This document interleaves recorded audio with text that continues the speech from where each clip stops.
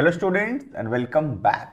आज के क्लास में हम पढ़ेंगे ऑब्जेक्ट्स ऑफ ऑडिटिंग। बेसिकली इसके अंदर कवर होगा हम जो ऑडिटिंग कर रहे हैं, what are the objectives of doing auditing. आखिर हम ऑडिटिंग क्यों कर रहे हैं, क्या ऑब्जेक्टिव्स है जिसको हम लोग अचीव करना चाहते हैं। ठीक है, चलो तो वीडियो को स्टार्ट करते हैं।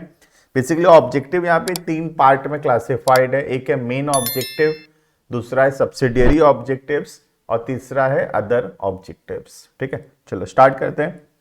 The main objective of an audit is to examine the books of accounts. सबसे पहला ऑब्जेक्टिव है बुक्स ऑफ अकाउंट्स को चेक करना and establish their completeness, correctness and fairness.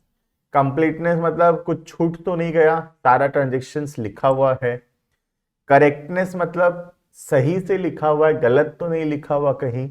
And fairness, क्या वो ट्रांजेक्शन्स जस्टिफाइड हैं, क्या वो ट्रांजेक्शन्स होने चाहिए, क्या प्रॉपरली ऑथराइज्ड है वो ट्रांजेक्शन्स, ये सब कुछ चेक करना। So that the auditor is in a position to certify as to whether profit and loss account depicts a true and fair view of the net profit and the balance sheet depicts a true and fair view of the financial position। तो यही तो objective है, PL account सही profit और loss दिखा रहा है या नहीं, और जो बैलेंस शीट है वो सही फाइनेंशियल पोजीशन दिखा रहा है या फिर नहीं। ठीक है, by saying that the account should be correct and fair, we mean that there should be no frauds or errors। Fraud का मतलब है जानबूझ के किया गया और एरर का मतलब है अनइंटेंशनल, जो जानबूझ के नहीं किया गया है। whether intentional or not remaining undetected in them।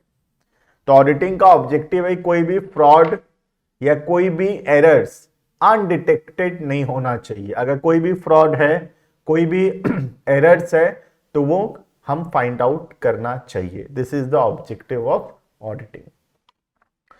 From the point of view of convenience, the objectives of auditing can be divided into 3 categories. सबसे पहला है मेन ऑब्जेक्टिव, दूसरा है सब्सिडियरी ऑब्जेक्टिव्स और तीसरा है अदर ऑब्जेक्टिव्स। ठीक है, स्टार्ट करते हैं। सबसे पहला मेन ऑब्जेक्टिव। मेन ऑब्जेक्टिव हम ऑलरेडी पढ़ चुके हैं, करेक्टनेस, फेयरनेस, यही है हमारा मेन ऑब्जेक्टिव। ठीक है, the main objective of auditing is to gain knowledge about correctness, fairness and truthfulness of the accounts। If the audit only provides us with information as to whether the accounts depict true and does not provide information as to whether the accounts are complete and correct in all respect, the main objective cannot be considered as achieved। तो सिर्फ ये बता रहा है अगर कि books of accounts सही है, लेकिन ये नहीं बता रहा कि बुक्स ऑफ अकाउंट्स कंप्लीट है या नहीं, तो हमारा मेन ऑब्जेक्टिव अचीव नहीं हुआ है। बोलने का मतलब है कंप्लीटनेस भी होना चाहिए, करेक्टनेस भी होना चाहिए। कंप्लीटनेस का मतलब है all the transactions are recorded, no transactions are left. And correctness का मतलब है गलती नहीं होना चाहिए, सही से रिकॉर्ड होना चाहिए। Clear? It is because of this reason the auditor should keep the aspect of truthfulness, fairness and accuracy in mind while drafting his report, as it is basically on these factors that he is required to comment in his report। Clear है? So this is the first and the most important objective, that is the main objective of auditing। Clear है? Next आता है subsidiary objective।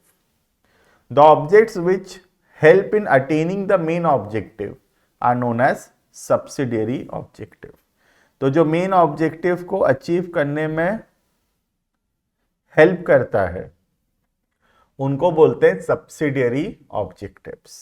The subsidiary objectives of auditing are detection of errors, errors को detect करना, detection of fraud, fraud को detect करना, prevention of errors and fraud, error और fraud को होने से रोकना। तो अगर हम ये सब कुछ कर लिए, सब्सिडियरी ऑब्जेक्टिव अचीव कर लिए, तो हमारा मेन ऑब्जेक्टिव भी अचीव हो जाएगा, राइट। तो एरर्स को फाइंड आउट करना, एरर मतलब जो अनइंटेंशनल है, और फ्रॉड मतलब जो जानबूझ के किया गया है, इंटेंशनल है। इन दोनों को फाइंड आउट करना और आगे होने से रोकना, दैट इज प्रिवेंशन। क्लियर? देखना, सबसे पहला detection of errors. The majority of errors are committed due to negligence, ध्यान ना देना, और लैक ऑफ नॉलेज, जानकारी ना होना। However, sometimes upon greater in-depth examination, it may be come to light that some errors have been committed deliberately with the intention of committing a fraud. कई बार detail examination में पता चलता है कि ना ना ना ना ना, ये गलती से नहीं हुआ, ये तो जानबूझ कर किया गया एरर है। और जो एरर्स जानबूझ कर किया गया है, they are called as fraud, वो फ्रॉड है। ठीक है? Such errors affect the truthfulness and accuracy in the PL and the balance sheet, which is one of the main objectives of auditing. Hence, the auditor should conduct in-depth examination of the following errors. Errors of omission, ये सब types of errors हैं जो कि accounts में भी पढ़ाया जाता है रेक्टिफिकेशन ऑफ एरर के चैप्टर में। यहाँ बहुत ज़्यादा डिटेल में जानने की जरूरत नहीं है, नाम भी पता होगा एरर का तो क्लियर हो जाएगा।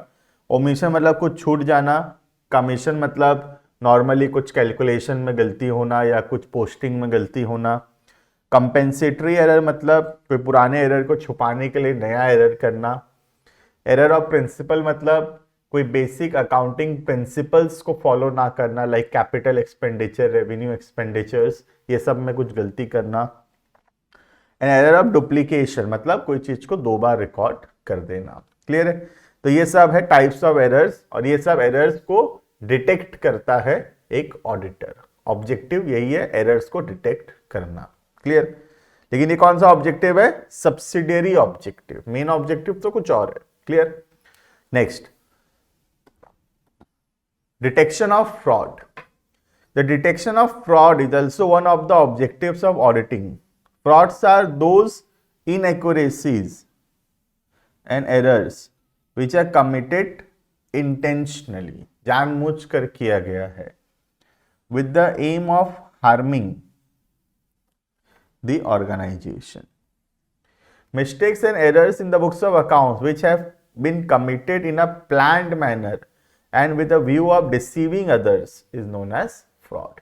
तो वो एरर जो प्लान्ड मैनर में जानबूझ कर किया गया है, लोगों को बेवकूफ बनाने के लिए, लोगों को डिसीव करने के लिए, उन एरर्स को बोला जाता है फ्रॉड।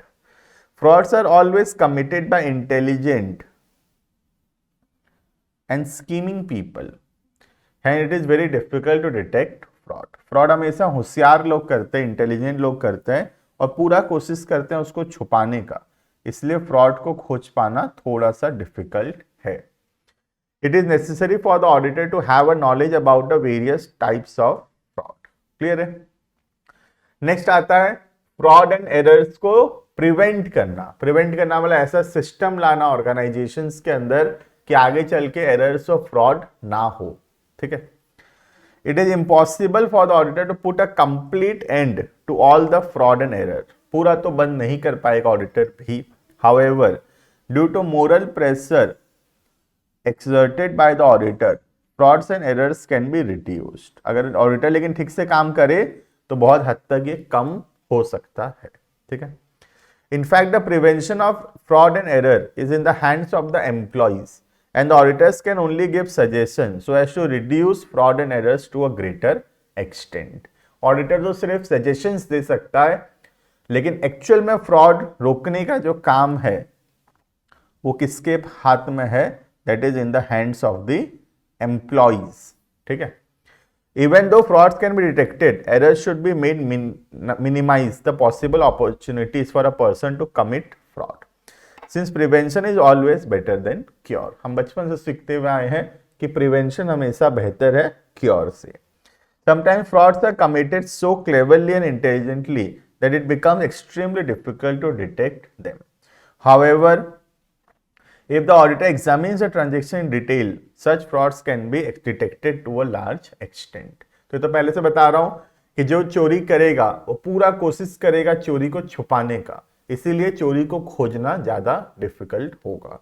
एरर्स को खोजना आसान होगा क्योंकि उसको छुपाने का कोशिश नहीं किया गया है, वो अनइंटेंशनल है, तो वो जो है डिटेक्ट होना थोड़ा आसान है as compare to the fraud.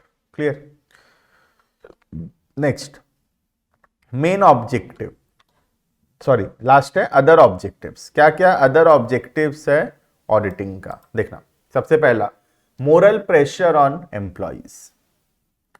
When the employees are aware of the fact that their work shall be examined by independent person, जब उनको ये बात पता होता है कि उनका काम चेक होने वाला है, तो इनडायरेक्टली एक मोरल प्रेशर रहता है उनके ऊपर, जिससे वो ठीक से काम करते हैं, है ना।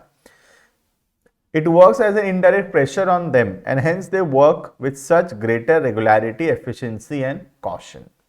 They don't do any wrong deed or commit negligence in their work. As a result, the possibility of frauds and errors is reduced. Clear है?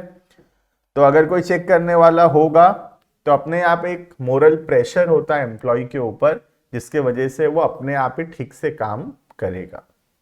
Next, satisfying government officials. Legally, it is not mandatory for a sole proprietorship concern and a partnership firm to get the books of accounts audited. Even though this organization often get their accounts audited with the main aim of preventing arbitrary assessment of tax by the tax authorities. तो basically government ज़्यादा satisfied होता है जब books of accounts audited होगा। तो बहुत सारे लोग जिनके ऊपर मैंडेटरी नहीं है, जैसे कि सोल प्रोप्राइटरशिप या पार्टनरशिप फर्म्स, लेकिन फिर भी वो लोग जानबूझ के ऑडिट करवाते हैं वॉलंटरीली, क्योंकि ऑडिटेड फर्म्स के ऊपर गवर्नमेंट ज़्यादा ट्रस्ट करता है और गवर्नमेंट जो है एक्शंस नहीं लेता है ऑडिटेड फर्म्स के ऊपर, क्योंकि एक ऑडिटर उसको ऑलरेडी चेक कर चुका है, राइट। नेक्स्ट, कई लोगों के लिए तो मैंडेटरी है, उनको कराना जरूरी है, तो लीगल रिक्वायरमेंट भी है, जैसे कि कंपनी, इंश्योरेंस सेक्टर की, बैंकिंग सेक्टर्स की, इनको मैंडेटरी है करवाना audit. It has been made legally mandatory for certain kinds of organization to get the books of accounts audited, such as public trust companies, insurance company, bank etcetera. For such organization, it is necessary to comply with the requirements in relation to audit as specified in the relevant legal enactment. तो जो law में लिखा हुआ है उसके हिसाब से उनको लीगली कंपलसरी है ऑडिट करवाना। बेसिकली कंपनी के केस में या ट्रस्ट के केसेस में it is mandatory to get the books of accounts audited. Clear है ये? तो this are the other objectives of auditing. Clear है ये? तो इसी के साथ हमारा टॉपिक कंप्लीट होता है ऑब्जेक्टिव्स ऑफ ऑडिटिंग। मैं होप करता हूँ वीडियो अच्छा लगा होगा। बाकी मिलते हैं आने वाले क्लासेस में नए टॉपिक के साथ। अभी के लिए इतना। Thank you and bye.